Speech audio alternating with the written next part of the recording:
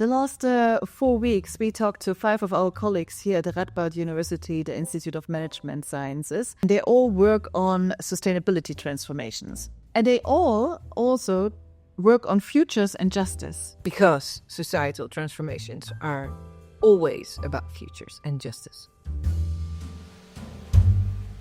Societal transformations are always about futures and justice. Because you want to go to a certain future which is more just and which is sustainable. And you anticipate, apparently, the way we're organizing things now is not going to lead to a sustainable future or sustainable futures or just futures. So always when you're working on societal transformations, you deal with futures and justice. We talk about futures because futures is everywhere. We anticipate futures all day long and we're not aware of the fact that we anticipate futures. And when we anticipate futures, we do stuff based on it and we create futures. Yeah, increasingly an issue because our public transport, the quality of public transport is going down. Less buses, especially outside of cities, less connections, and therefore less opportunities. So if you look for a job, you look for a job within, let's say, what would be acceptable, an hour travel perhaps, then you're dependent on public transport. And if that public transport quality is going down because there's less buses driving, the routes are being altered in such a way that the bus stops are further away, then as a consequence, you cannot get a job or you cannot visit medical facilities or you cannot visit friends, do social things. So, and as a consequence, you're excluded from society. You're just sitting at home all day. And we're all thinking from our own mental minds, which we actually develop in this sector, in this society. Yeah, and if you want to change this way, maybe it's nice. The problems of today cannot be solved with the way that generated those problems. And he has done a lot of work in the Cauca area around Cali in Colombia with indigenous tribes. What the Western world can learn from us.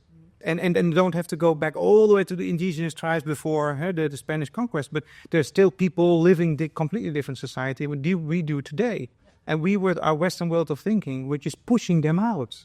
We plan space, I guess, and we try to make sure that everybody can make use of those environments in the way that they like. Many developments are based on, servicing the happy few or the happy lot that have the means available to them. So if we want to change that, we need to get it into the minds and into the culture, I think, to plan for accessibility in a different way. We should also step out to other parts of society, try to see what's really happening in society, where we can learn from these people. Latin America, Africa, Asia, there are all kinds of parts of the world which have not been having access to science, not being part of empirical settings, not being questioned, or even they have not been able to let their voice be heard. And to be able to not only listen to the voice, but also helping to amplify that voices. I want to get it into the minds of the people that do have the power, that those people exist, and that alternative futures, alternative way of thinking are necessary to take into account the neglected people, the people that don't have the means. And that's often the direction I take. But it's always representations of, and that's one of the main challenges actually, because it's very difficult to identify the people that stay at home because they don't have access. I definitely see the challenge that symbolic participation, or if it's felt as if it's only symbolic participation, then the whole process might do more harm than good. What is your perspective on this aspect? What is your point? What is your main issue? What do you see as the worst outcome? The moment that you start making these things explicit, they also start understanding each other perspective. And I think that's the starting point for getting somewhere, if you understand where the other person is. It's the whole aim of these processes to surface conflicting views and to try to resolve those conflicting views. And in that process of resolving these conflicts, people learn and there's new insights. If after a project, I think back, okay, what I'm now the most proud of, it's often that instance where someone changed his or her mind. But that's not easy. You need to say goodbye to that deeply held belief that you had. We're trying to find the optimal solution, but the optimal solution for every stakeholder is different. So there is not one, there are multiple optimal ways. So there are multiple futures where they want to go. And there are also multiple ways in how to get to these. I'm not that focused on the making futures, but more on contrasting to, well, let's say the visioning of futures, more what would be alternative ways of looking at the future?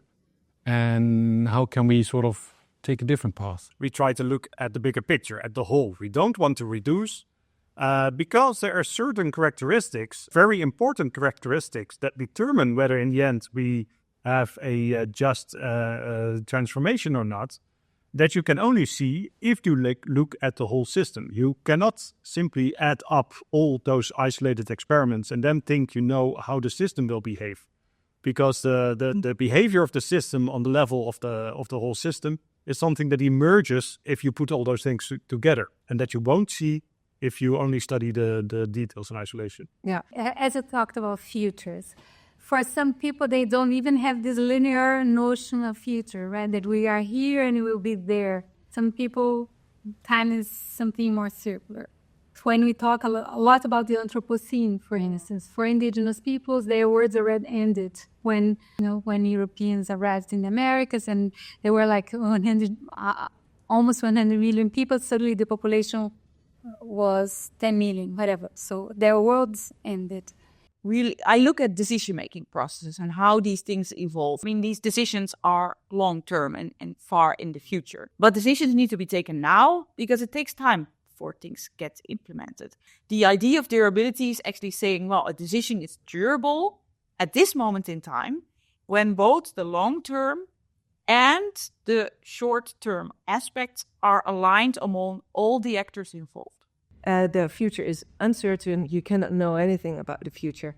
If you say something about the future, it's just a product in the now to mobilize certain people.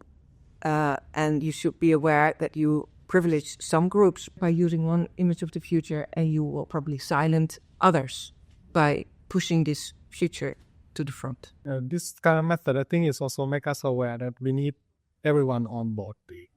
Everyone have a role. So therefore, the inclusiveness of the process is really important. Right? I think not only for now, but also the future. I apply serious gaming, so I try to getting people around a game. Like Monopoly. Like Monopoly. Monopoly is a very bad serious game, but still, yes. But we try to simulate a system in which a decision is being made where actors are dependent on each other.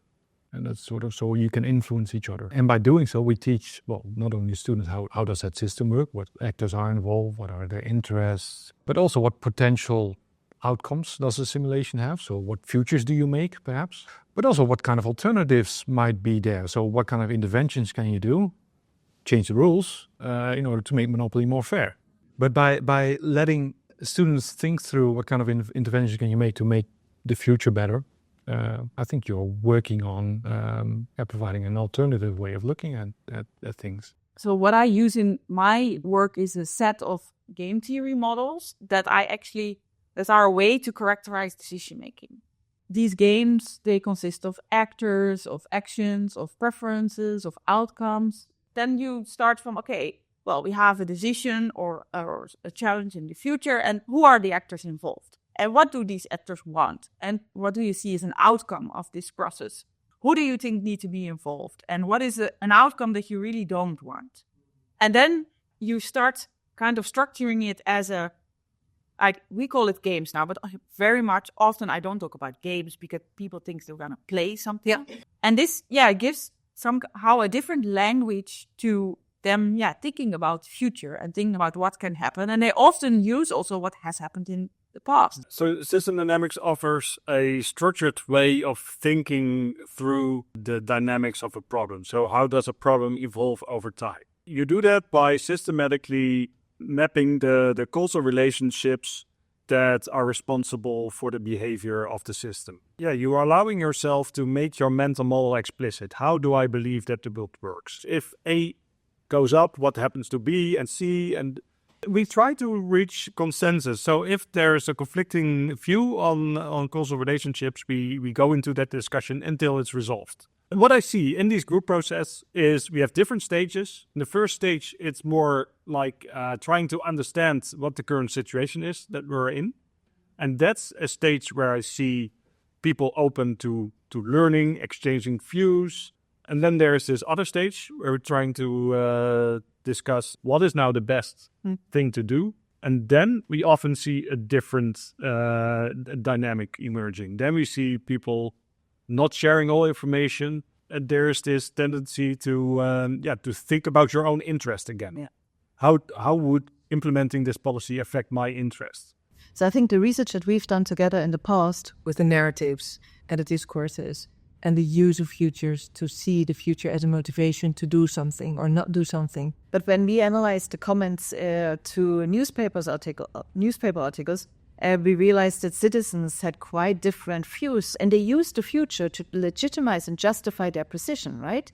Another article we wrote on the energy transition and images that citizens have of the future and images that are used in policy to show like, hey, different people have different futures and you cannot grade them or say this is more important or this is less important, and also to show that policymakers or policy is not always aware of all these different futures, individual futures that are also out there and that people also act upon. So even though you don't know them or you don't agree, it's still something that's out there that mobilizes people. Also from the design of the research, like we're trying to write a new research project in which we would already start with partnerships and consider the people partners instead of research objectives. Firstly, we were all taught that we are subjects and we're observing things as objects.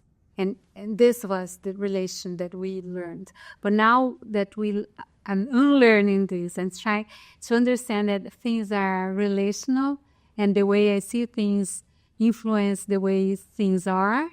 But in this more relational world in which everyone is subject, perhaps we have to increase the number of voices.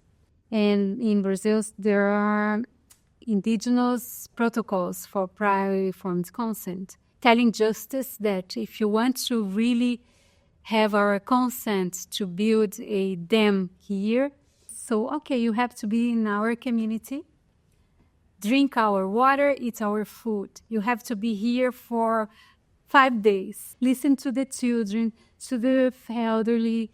So it's a whole idea of who are the subjects of rights and who have voice. For them, everybody should be heard.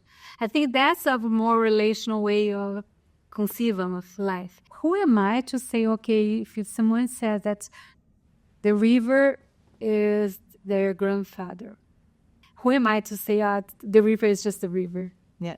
It's very hard to, as we would say here in the operationalize it. Yeah. Because if we operationalize it, it will be something that we put in our own framework. Right? Yeah.